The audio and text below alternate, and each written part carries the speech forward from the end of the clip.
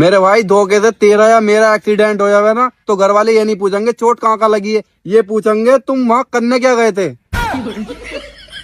भाई साहब चोट को नहीं पूछते हैं कहीं गुम लग गई या खुलू हुई लग गई, इसका क्या मतलब है उन्हें।